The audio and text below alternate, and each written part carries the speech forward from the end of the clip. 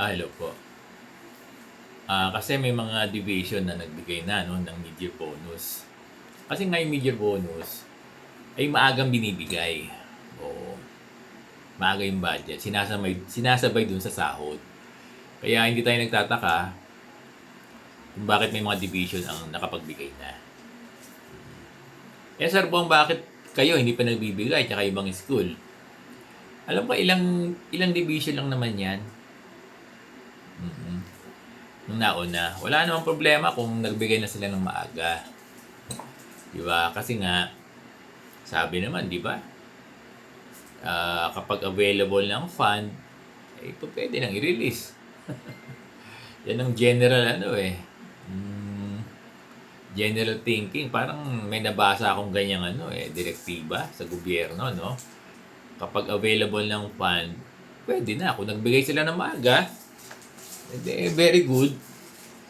'Di ba? Kasi kapag ang directive, o kapag ang isang bagay, pabor sa guro, okay yan. Yung pagbibigay ba ng maaga, pabor sa guro? Siyempre, pabor na pabor. Kaya, no problem kung nagbigay sila ng maaga. Yan yung thinking ni Sir Bong. Bakit ikaw, Sir Bong, hindi nagbigay ng maaga? Pwede rin naman. Kaya lang kasi, kino-consider kasi natin yung yung DepEd guideline na before, not later than May 15, yung pagbibigay, pag-release ng ng mid-year bonus.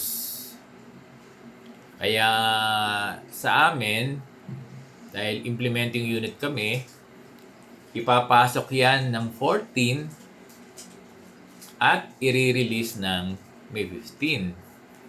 Pero kasi itong land bank namin mabait. Oo, ito siguro pinakamabait na manager sa buong Pilipinas, no? Yung sa Monumento Samson Road. Mabait yan eh. Pwede dyan, nare-request yan ng same day crediting. Kaya pag sinuwerte kami, pag pinasok namin ng May 14, baka ibigay din ng May 14. Pero hindi kami umaasa kahit hindi kami pagbigyan ng same day crediting. Pero may mga instance na pag ni-request namin ng same day crediting, pinapayagan kami ng manager ng land bank. Kaya mabait yung land bank dyan sa ako, I can attest. Kaibigan namin yung land bank dyan sa Monumento. Kaya lang nagagarnish yata yung yung land bank yan eh. Oo, kaya balikan natin yung yung mid-year bonus. Kung nagbigay ng maaga, wala naman sa akin, wala akong nakikitang problem. Alam ko, may nabasa akong guidelines ng gobyerno, 'di ba? I-research ko na lang. Na kapag available ng fund, ay pwede nang gamitin, pwede nang i-release, no? At walang diyan. Walang violation diyan. Ako, sa na lang kami. Kasi nga, not earlier than May 15 eh. Sana naunawaan ng mga teacher. Walang selusan, no? Walang inggitan. Diba? Katulad ng 600, yung iba nainggit. Kung wala kayong fund, okay lang yun. Diba? So, abangan natin sa sa side pocket yung ating mid-year bonus dito sa May 15. Oo. Sir Bong, kung magbigay po ng May 16, 17, 18, late na po ba? Hindi. Di ba? Okay lang yun. 1 week lang naman na delay. Di ba? Yung inyong mid-year. Wag lang ibigay ng January. Ibang usapan na yun. Kasi yung budget ng mid-year, sinasabay yan sa budget ng sahod. Kaya hindi dapat ma-delay. Okay lang yung ma-delay ng isang araw, dalawa, tatlo. Pero pag na-delay yan ng isang linggo, something is wrong sa mid-year bonus. Di ba?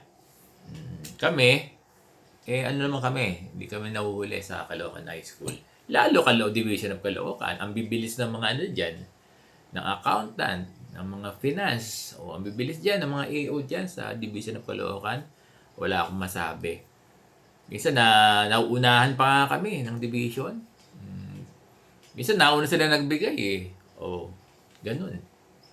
Mabilis ang Division of Caloocan kasi magaling yung SDS namin. Tsaka magaling yung mga personnel. Kaya walang problema dito sa Division of Caloocan pagdating sa mga bonuses, yan, benefits ng guro. So again, yung mga nagbigay, balik tayo sa natin, sa tanong ng guro. Bakit may mga nabigay na ng maaga tapos kami hindi pa?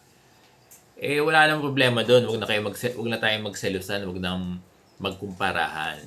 Dahil pagdating naman ng May 15, tayo naman ang meron. 'Di ba? Aba, malaki din yung mid-year bonus. Isang buong sahod. Lalo ako, step 4 na ako.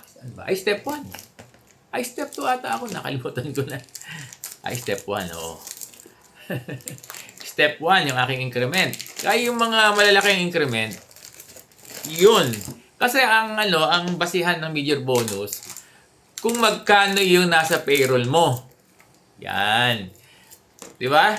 Kasi yung may step increment na matataas, malalaki yung sahod nila doon sa payroll. Kung ano yung nasa payroll mo, yun ang sasahurin mo. Yun ang ibibigay sa'yo na mid-year bonus. Walang bawas na tax. Ang galing, no? O walang bawas na tax. O balikan natin yung mga nagbigay ng maaga. Wala namang problema kung nagbigay sila ng maaga. Walang kumparahan, walang selusan. Basta tayo, May 15. Yung mga nagbigay ng maaga, very good. Diba? Pro teachers Sigurado pro teachers yun. At yung SDS doon talagang mabait sa guro. Di ba? Binigay na nila ng maaga. Walang problem dyan. Kaya lang huwag na kayo magkumpara kung bakit tayo ay May 15. Okay din naman. Yung kanila ubos na, yung sa atin ay uubusin pa lang. So, natuwa ba yung mga teachers natin? Nakto! Magagalit na naman yung si Warlin sa akin. Na Warlin Moyo, yung aking master teacher 2. At yung aking English department head designate. Sabi niya, Sir Bong, nalalaman ng asawa ko, yun lang. Sige, magandang araw po sa inyo lahat.